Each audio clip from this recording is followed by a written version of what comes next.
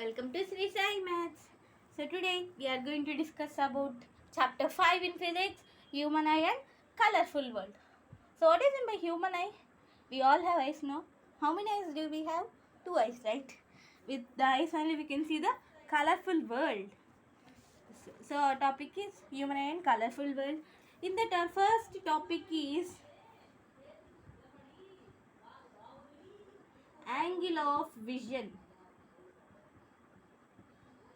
Okay, our first topic is angle of vision. So what is meant by angle of vision? The angle made by an object at eye is known as angle of vision. So what is meant by angle of vision?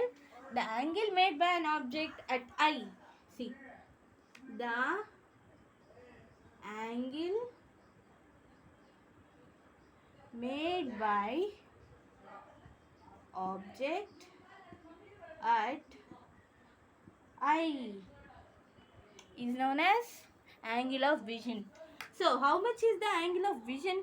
We have to know that also, no? That is 60 degrees. How many degrees? 60 degrees. If the angle of vision is 60 degrees, we can see the complete object very clearly. Okay? Have you understood about angle of vision? So our next topic is least distance of distinct vision. Least distance of distinct vision. Okay, least distance of distinct vision. So what is meant by this least distance of distinct vision? What is meant by this? It is so tough to spell also, right? Yeah, see, the least distance of distinct vision means the least distance of which an eye can see the object clearly is known as least distance of distinct vision. Okay, what is mean by that? The least distance, that means the nearest distance of which I can see the object clearly and distinctly is known as least distance of distinct vision. That means how much near if the object is, that much the eye can see clearly. That distance what we call least distance of distinct vision. How much that distinct vision? How much centimeters or meters? We don't know, no? So that is 25 centimeters. Okay, least distance of distinct vision is 25 centimeters. Okay, next, see, let us try an activity now. Take a textbook, keep in front of your eyes. Now see the keep up to how much your eyes can see clearly that printed letters. Now slowly move book towards your close to your eyes. What can you see at the time? You may see printed letters blurred. Yes or no? And you feel strain in eye. Your eyes may feel stress, right? So that is known as least distance of distinct vision. Okay. Next, see. Suppose, imagine this is an eye. Someone's eye. We don't know whose eye is that is. Okay. This is eye. See. Let us draw some angle to this eye.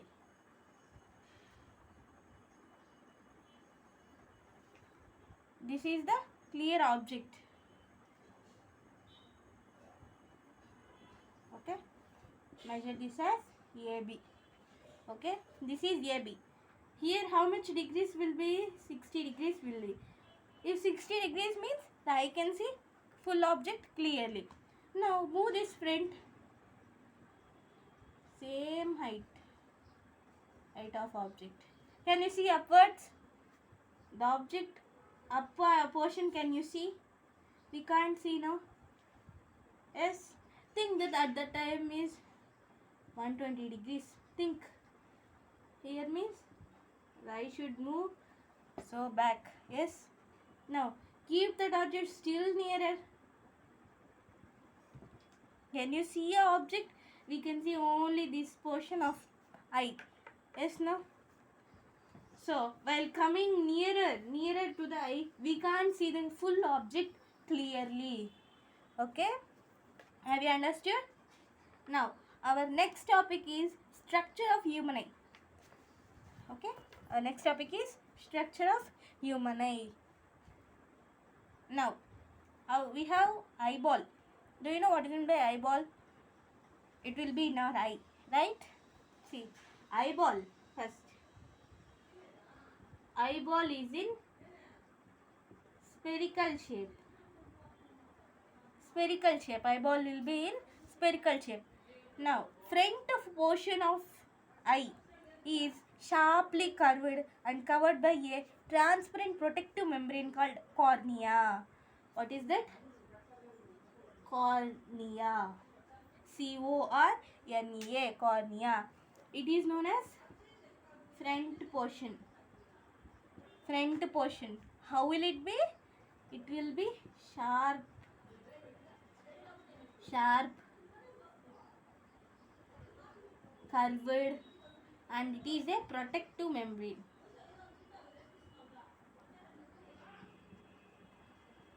Protective membrane. How? For cell wall will be like that. For eye, cornea will be in front and it will protect our eye. Okay? This is visible from outside. We can see this. Okay? We can see this. How cornea will be? It will be in front portion of eye. It is sharp, it is curved, and it is a protective membrane, and it is visible from outside. Okay? Now, we have completed now. We have completed eyeball and cornea. Okay, don't forget this. Eyeball, cornea. Cornea what?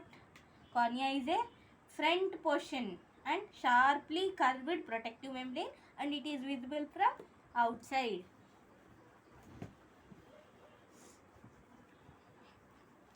Okay, our next one what? Cornea, back. First cornea and second one, what is cornea? Liquid. Some liquid will be behind the cornea. What is that liquid? Liquid called aqueous humor. That liquid is known as aqueous humor. See, if we see the eye, we feel some liquid like substance, right? That is known as aqueous humor.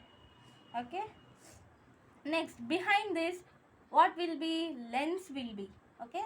Crystalline lens, which is responsible for a major role. It plays a major role in the eye. What is that? Image formation. Okay. What will be after the aqueous humor? What will be? Fourth one, lens, which is very important part in the eye. Okay, it is responsible for image formation. Where the image will form? In the lens. Okay, now lens, we have two types of lens, right? Which lens will be in the eye? Convex or concave? Convex lens will be in the eye. That means convex means bulged out like this. Okay, concave means like this. Have you understood? Lens plays a major role in eye, which is responsible for image formation. Okay, now between aqueous humor and lens we have muscular diaphragm called iris. Okay, iris. Between lens and aqueous humor, lens will be inside of eye, we can't see that, and aqueous humor we can sense it. Yes, behind that, between that, what will be? Iris. What will be? Iris. Iris has small hole in it called pupil. Iris means, now you can come to know what is meant by iris. Black portion of our eye. Black portion of our eye. Yes, iris means In the white part we can see a black round particle, no? What is that? Iris. In that small particle, small hole will be, that is known as pupil. Okay, iris. In which way, in which two between iris will be? Aqueous humor and lens. In lens what will be? Pupil will be. Okay, next, that we can see from outside. Okay, the pupil appears black because any light falling on it goes into eye, and there is almost no chance of light coming back to the outside. So what is it do? Pupil, it will be in black, it also will be in black only, because if any light fall on the pupil, it absorbs it, and it absorbs it and throws into inside. Okay, that means pupil won't allow the light to go back. Okay, so iris is there, no? Iris, our iris, our iris helps the pupil to expand and relax and contract. Okay, iris helps the pupil to contract and relax based upon the intensity of light. Okay, if intensity of light is high, that means more amount of light is passing into the pupil, then what iris do? It contracts, it contracts is the pupil. If for example, take a torch and put it into your friend's eye, what can you see? The pupil contracts, that means it becomes very small, right? It becomes very small like this. Yes, if it is low, if it is low, we can't see the object, so what do you do? It becomes bigger. Okay, if it is high, if it is high, it becomes very small, and it is, if it is low, it becomes expands. So if the light is high, the iris helps the pupil to contract and relax based on the intensity of light. Okay, na? So iris enables the pupil to act as variable aperture. Variable aperture. Okay, for entry of light into eye. So what we can call iris enables pupil to act as variable aperture. So friends, we will see in next class.